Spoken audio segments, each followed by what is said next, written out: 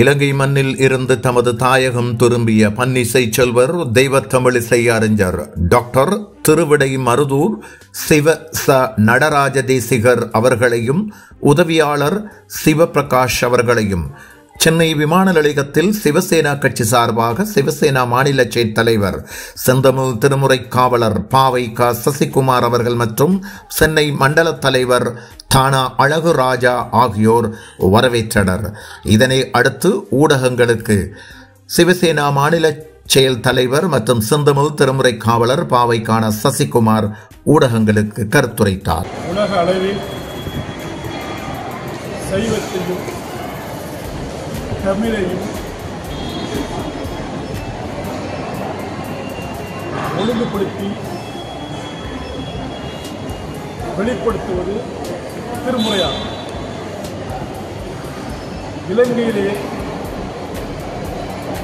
300க்கும் மேற்பட்ட அறநெறி பாடசாலை மாணவ மாணவிகளுக்கு திருமுறை வகுப்புகள் பயிற்சிகள் கொடுக்கப்பட்டு வருங்காலங்களில் இலங்கையில் சைவத்தை வேரூன்ற வைக்க வேண்டும், திருமுறையும் எல்லா மாணவிகளும் கிட்டத்தட்ட இதுவரை ஆயிரக்கணக்கான மாணவ மாணவிகளுக்கு திருமுறை வகுப்புகள் எடுத்திருக்கிறார்கள். உலக அளவில் மேலும் மெருகூட்டும் விதமாக இலங்கையில் கடந்த 15 நாட்களாக திருமுறை வகுப்புகள் அங்குள்ள அறநெறி பாடசாலை மாணவ மாணவிகளுக்கு ஐயா டாக்டர்